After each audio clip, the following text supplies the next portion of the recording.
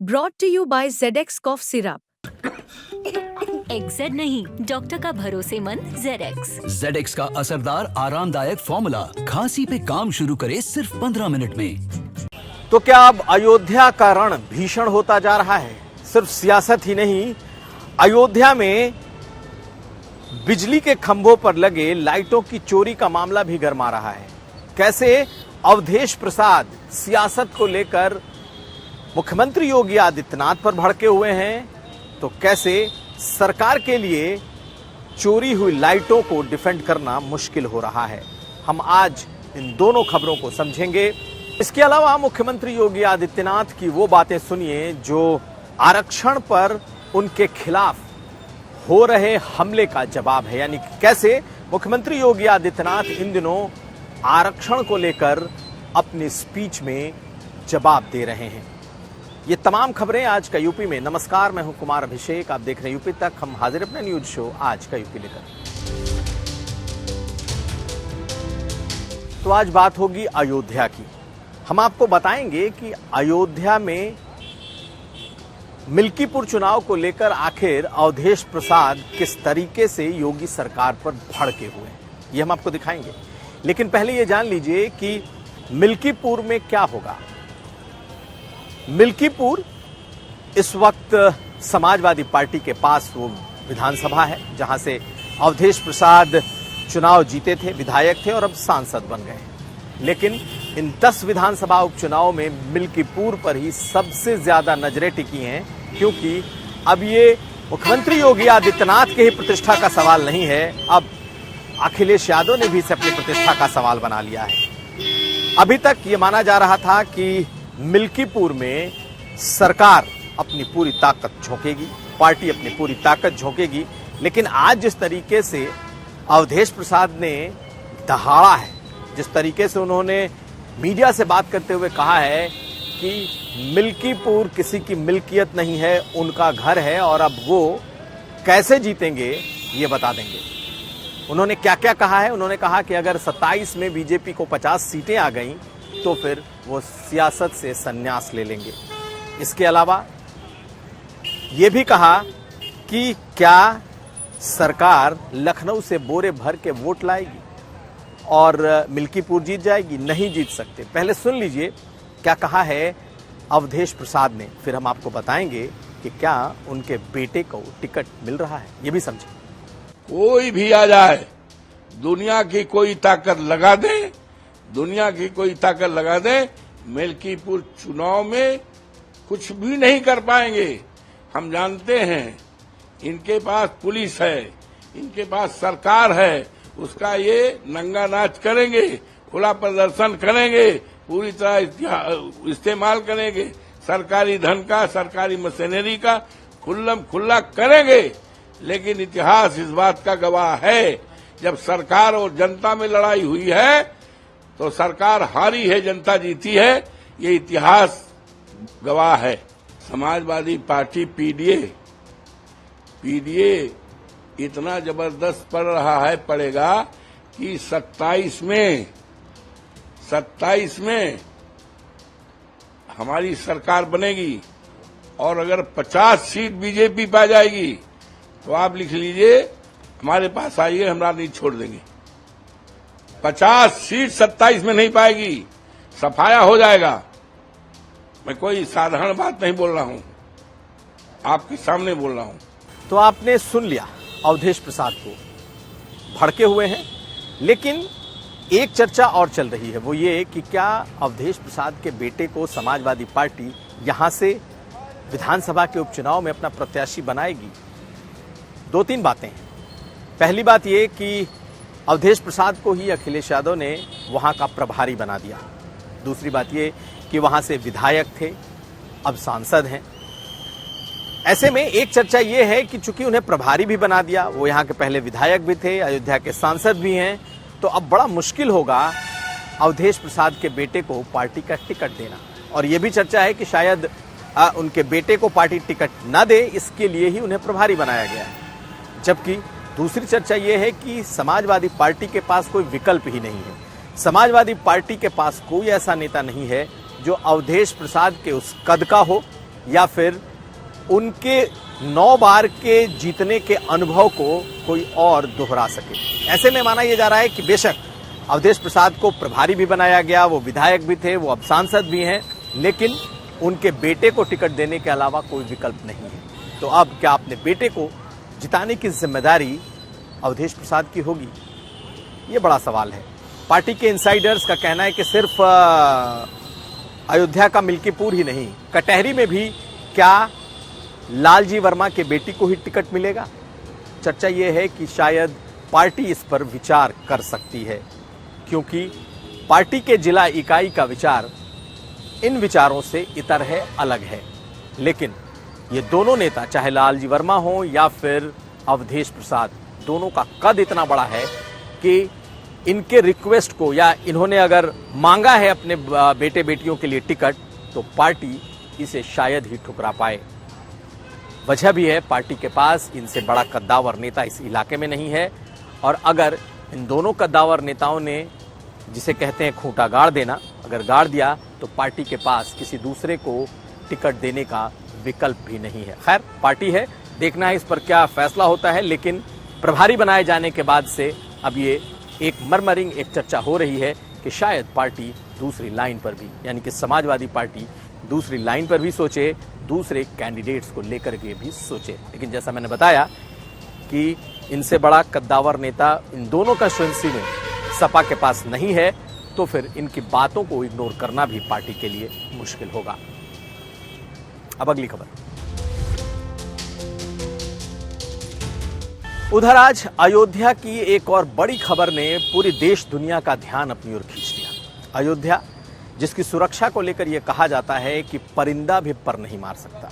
अयोध्या जो कि हमेशा से आतंकियों के निशाने पर भी रहा है, वहां एक ऐसी खबर आई जिसने सभी को हैरान कर दिया। जी हां, खबर यह थी कि वहां लगाई गई लाइटों की बड़े पैमाने पर चोरी हो गई है। और कहां से? वो मुख्य रामपथ, जो कि आपको अयोध्या का अब सिंबल बन चुका है। अगर आप अयोध्या जाएंगे तो उस पथ से गुजर कर जाएंगे, वहां की लाइटिंग देखते हुए जाएंगे।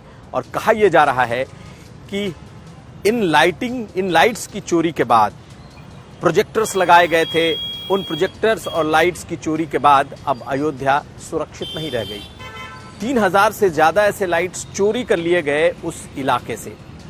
ये चोरी की बात किसी और ने नहीं कही है, बकायदा उस कॉन्ट्रैक्टर की तरफ से एक EFIR की गई है, जिसमें यह बताया गया है कि लाइट, सड़कों पर लगी हुई लाइट्स और प्रोजेक्टर चोरी किए जा चुके हैं। तो आखिर सच क्या है, पहले आप समझ लीजिए पूरा मामला। तो अयोध्या में 3 बड़े पथ राम मंदिर के निर्माण, या यूं कहें राम मंदिर में प्राण प्रतिष्ठा के बाद सबसे ज्यादा चर्चा में आए। जब आप अयोध्या जाएंगे तो राम पथ, भक्ति पथ और जन्मभूमि पथ, इससे आप गुजरते हुए रामलला के दर्शन करेंगे। और इन तीनों पथों को बहुत ही जबरदस्त ढंग से सजाया गया, और जो सजाया संवारा गया, उसमें खूबसूरत लाइटें लगाई गईं, जो बैम्बू लाइट्स कही जाती है। इसके अलावा जो गोबो प्रोजेक्टर्स हैं वो लगाए गए।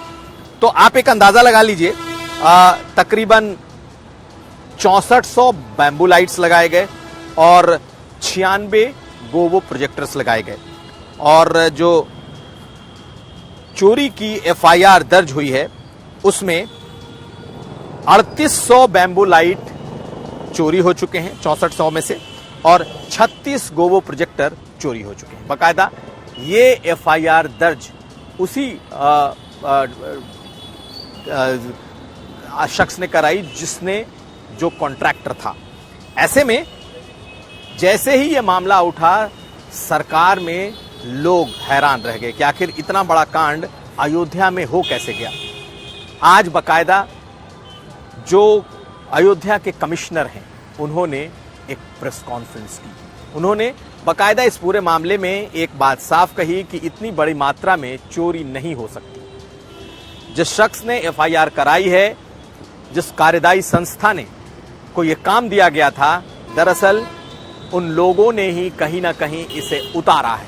क्योंकि जिस तरीके के ये लाइट्स हैं, जिस तरीके के ये प्रोजेक्टर्स हैं, इसे चोरी किया ही नहीं जा सकता।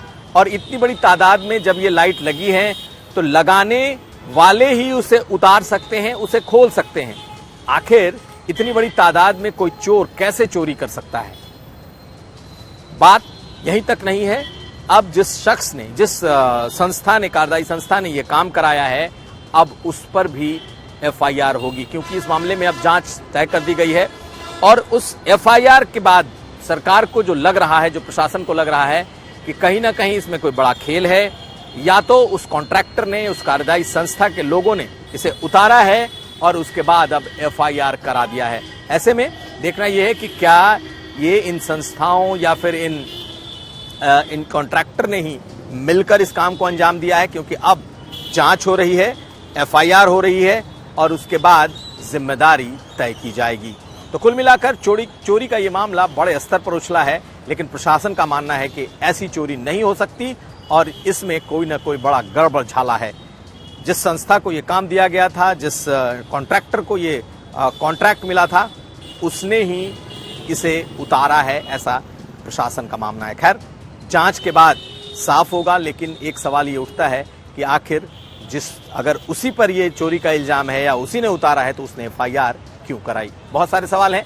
इसके जैसे जैसे इसके परत खुलेगी हम आपको बताएंगे। और अब आखिर में आपको बताते हैं कि मुख्यमंत्री योगी आदित्यनाथ इन दिनों आरक्षण को लेकर हमलावर क्यों है। मुख्यमंत्री योगी आदित्यनाथ पर सबसे बड़ा जो आरोप विपक्ष के नेता, विपक्षी दल, पार्टियां लगा रही थी, वो ये कि योगी सरकार में आरक्षण खत्म किया जा रहा है। सबसे बड़ा आरोप यही है कि पिछड़ों, दलितों के आरक्षण को योगी सरकार धीरे धीरे खत्म कर रही है और उनकी जगह अगड़ों को वो जगह दी जा रही है। ये इन आरोपों से योगी आदित्यनाथ इतने आहत हैं, मुख्यमंत्री, कि उन्होंने अब इसका सार्वजनिक रूप से जवाब देना शुरू कर दिया है। पहले उन्होंने बीजेपी के पिछड़ा वर्ग सम्मेलन में उन्होंने बात कही थी और अब उन्होंने सरकारी नौकरियों की नियुक्ति पत्र बांटते हुए कुछ डेटा को उन्होंने सामने रखा। और ये डेटा सचमुच चौंकाने वाले हैं, जब सरकार की तरफ से और खुद मुख्यमंत्री के मुख से ये बात आ रही है कि कितने लोगों को आरक्षण का फायदा मिला, कितने प्रतिशत नौकरियां आरक्षण के कोटे में आई। तो आप सुनिए, मुख्यमंत्री ने उत्तर प्रदेश लोक सेवा चयन आयोग का एक डेटा रखा कि 2012 से 2017 के बीच कुल 26,394 पदों पर नियुक्तियां हुई और इसमें से 13,469 पदों पर सामान्य, 6,966 पदों पर ओबीसी और 5,664 पदों पर शेड्यूल्ड कास्ट एससी एसटी को नौकरियां मिली 26,000 में। वहीं उन्होंने अपने सरकार का आंकड़ा रखा और कहा कि इसी उत्तर प्रदेश लोक सेवा चयन आयोग के माध्यम से उनके इस 7 सालों में 46,675 भर्तियां हुई हैं और इसमें 17,929 अभ्यर्थी जो चयनित हुए हैं वो ओबीसी के हैं, यानी कि तकरीबन 38.41%। इसके अलावा एससी को भी अगर इसमें जोड़ लिया जाए, शेड्यूल्ड कास्ट को, तो उनका जो आंकड़ा है वो कहते हैं कि 60% ओबीसी और एससी को नौकरियां मिली हैं। इसके अलावा एक दूसरा आंकड़ा उन्होंने कहा कि 2012 से 2017 के बीच जो कुल जो चयन हुआ अधीनस्थ सेवा चयन आयोग के माध्यम से, उसमें 19,312 अभ्यर्थियों का चयन हुआ, जबकि 2017 से 2024 के बीच 42,409 युवाओं का चयन इस अधीनस्थ सेवा चयन आयोग के माध्यम से हुआ है। और यहां भी जो उनका आंकड़ा है वो कुछ यही कहता है कि लगभग 60% ओबीसी और दलितों को मिला है और बाकी सामान्य को। तो मुख्यमंत्री योगी आदित्यनाथ आखिर ऐसा कह क्यों रहे हैं? ये आंकड़े वो लगातार क्यों पब्लिक प्लेटफॉर्म से और खासकर अपने संबोधन में इन दिनों बोल रहे हैं? वही बात, उन पर सबसे बड़ा आरोप यही लगा कि उनके सरकार में नौकरियां जो ओबीसी की कम हुई हैं, सामान्य को ज्यादा मौका मिला है, लेकिन मुख्यमंत्री अब आंकड़ों के साथ बात करते हुए दिख रहे हैं। और जब वो अपनी सरकार के आंकड़ों को सामने रख रहे हैं तो इस पर शक की कोई गुंजाइश शायद करना मुश्किल होगा, क्योंकि मुख्यमंत्री खुद अपनी सरकार के आंकड़े अपने मुंह से बोल रहे हैं। तो निश्चित तौर पर कहीं ना कहीं सरकार अब इस पर हमलावर है और आरक्षण को लेकर वो किसी तरीके से भी बैकफुट पर आने की किसी कोशिश को नाकाम करती दिखाई दे रही है। तो मुख्यमंत्री योगी आदित्यनाथ अब इस मुद्दे पर फ्रंट फुट पर हैं, यानी आरक्षण में उनका दावा है कि उन्होंने सबसे ज्यादा ओबीसी को, एससी एसटी को दिया है और वो भी 60% तक। तो कुल मिलाकर के इस वक्त सरकार का ये आंकड़ा चर्चा में है, सुर्खियों में है। देखना यह है कि आखिर आने वाले वक्त में जब और वैकेंसियां आती हैं तो फिर यह आंकड़ा कहां तक जाता है। वैसे भी 69,000 शिक्षकों के मामले में भी मुख्यमंत्री योगी आदित्यनाथ ने एक आंकड़ा रखा था कि इसमें भी 69,000 शिक्षक भर्ती में 32,000 ओबीसी के लोग चयन किए गए थे और यह आंकड़ा उन्होंने बीजेपी के पिछड़े वर्ग मोर्चे के उस सम्मेलन में रखा था। तो कुल मिलाकर अब योगी इस मुद्दे पर बैकफुट पर जाते नहीं दिख रहे, हमलावर हो रहे हैं। तो यह था आज का यूपी। हम कल फिर हाजिर होंगे। हमें दीजिए इजाजत। नमस्कार।